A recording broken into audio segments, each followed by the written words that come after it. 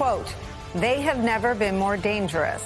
We begin today with a chilling warning about the nexus of domestic violent extremism and an emboldened president with a years-long affinity for the far right.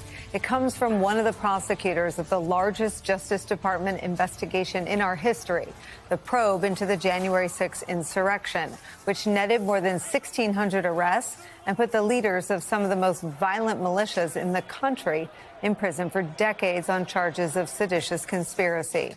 But it was all just undone by a mass pardon from the man who, as Liz Cheney puts it, lit the flame of the attack in the first place. Writing in the New York Times, former federal prosecutor Brendan Ballou writes this, quote, "While some convicted rioters seem genuinely remorseful and others appear simply ready to put politics behind them, many others are emboldened by the termination of what they see as unjust prosecutions. Freed by the president, they have never been more dangerous." Take Stewart Rhodes, whose Oath Keepers group staged firearms and ammunition near Washington on January 6 in anticipation of a, quote, "bloody and desperate fight." Or Enrique Tarrio, whose Proud Boys led rioters into the Capitol and who had declared just after the 2020 election that while he and his followers would not start a civil war, they would be sure to, quote, "finish one." They're now free to pursue revenge and have already said they want it. As we reported earlier this week, retribution appears to have been on Enrique Tarrio's mind the minute he was released. Watch. Well, now it's our turn. Now it's our turn. I'm happy that the president's focusing not on retribution and focusing on success. But I will tell you that I'm not going to play by those rules. The people who did this, they need to feel the heat. They need to be put behind bars, and they need to be prosecuted. For what? It's our turn, he said. The Tarrios and the Stewart Rhodes of the world are clearly aligned and feel aligned with Trump, and Trump appears to feel aligned with them as well. Listen to this from Tuesday. The leaders of the Proud Boys and the Oath Keepers were freed following their pardons yesterday. At the time back in 2021, you urged them to stand back and stand by. Is there now a place for them in the political conversation? Well, we have to see they've been given a pardon. I thought their sentences were ridiculous and excessive. And at least the cases that we looked at, these were people that actually love our country. So we thought a pardon would be appropriate, yeah. These are people who assaulted cops in many instances. So what we have now, emboldened extremists and a president, as you just saw, who wants them to, as he put it in front of cameras years ago, stand back and stand by. Ballou writes this, quote, "What might happen next? Vigilantes could harass, assault, or even kill perceived enemies of the state. Under the thin pretext that these vigilantes were acting in self-defense, the president could pardon them for federal crimes or pressure pliant governors to do the same for state ones. In such a scenario, the president could put those loyal to him above the law, quite literally. This kind of violence was a part of our past. It may be a part of our future.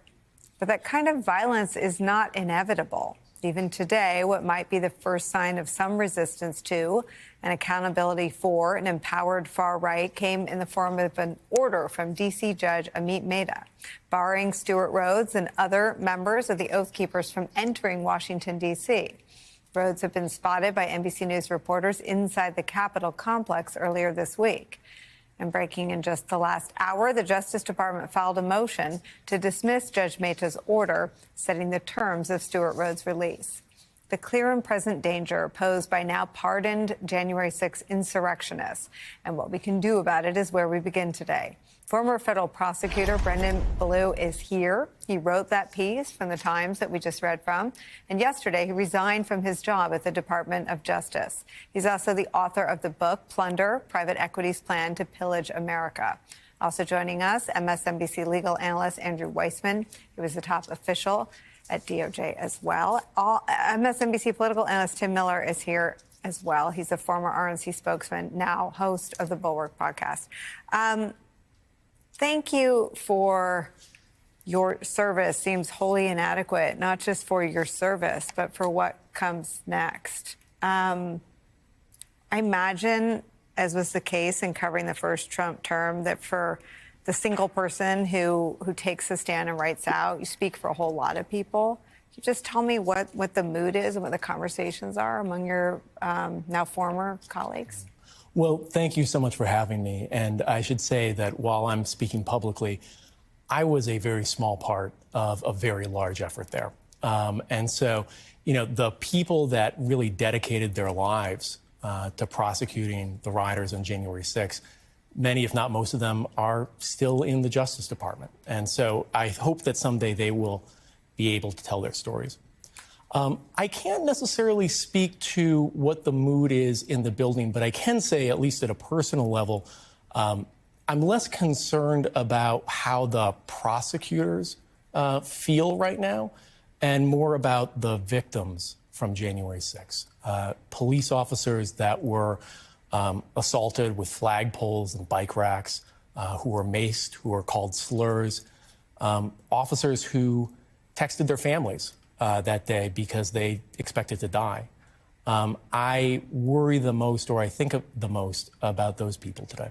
Well, and their nightmares and perhaps sort of cycle of trauma, I think, was restarted this week. Officer Fanone talked about calling the Justice Department to get information, and they told him that he is not technically a victim anymore.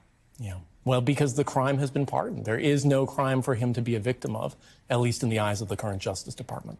Is there any precedent of this mass effort to erase a crime that took place on live TV? I can't speak to domestic comparisons, but I will say that this act of collective forgetting, you could call it, has a lot of historical or international comparisons. This is a common part of an illiberal project to erase the history of past wrongdoing.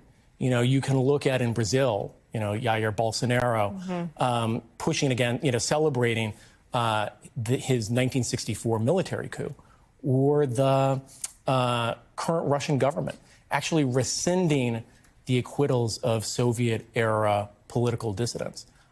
This is an essential part of any illiberal political movement, and we've seen it happen internationally, and now we're seeing it happen here in the United States. What does it portend for us?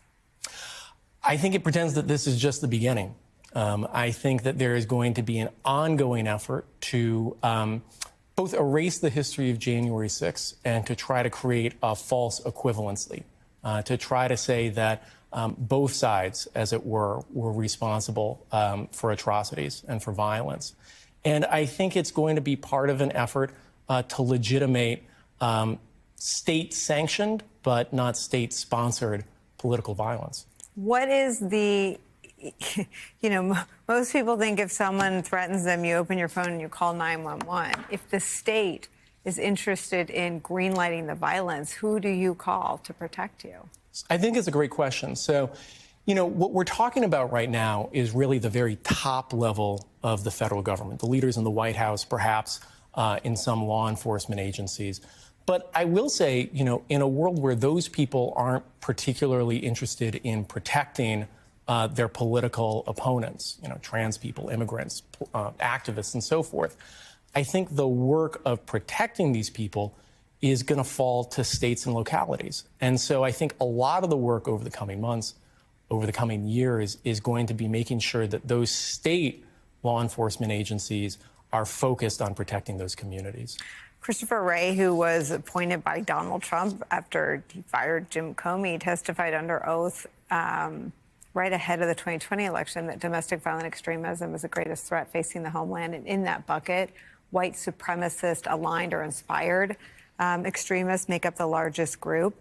Is that the ideology of the insurrectionists that were prosecuted? I can't speak to the ideology of every insurrectionist. But I will say what I think makes this unique, even from since Christopher Wray made that statement, is he was talking about a period where the federal government was opposed to those ideologies and opposed to that violent movement. That is no longer necessarily the case. And I believe that both the purpose and the effect of these pardons is to create or to encourage vigilantes and militias who are loyal to the head of state, but unaccountable to the government. And how does that, it feels like the unraveling happens very quickly. I mean, do you see criminals invoking these pardons if they align themselves with Donald Trump's ideology as a motive for carrying out violence? Well, I think we know that they can do that because they have done that already in a matter of days. You already played the quote from Enrique Tarrio. There was a quote from one activist who was not arrested for actions at the Capitol, but nevertheless saying that he would be part of a militia or die for President Trump.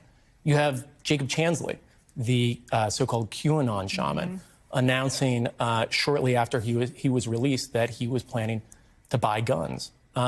So I think we can be pretty confident that this is the intention of a lot of these rioters because they're saying it right now. When you worked on these cases, was it in the back of your mind that Trump could pardon all of these people? I think it was in the back of everybody's mind, yeah.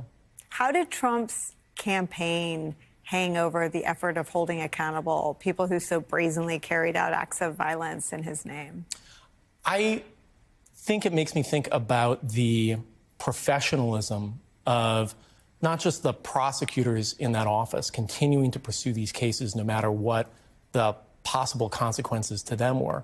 Not just the lawyers, though, but the paralegals, the administrative staff, the police officers who were victims or witnesses and often testified in these trials, and in the judiciary, the judges that oversaw these cases. I think for those people in particular, those people who were the least protected, I think showed the most courage over the past year.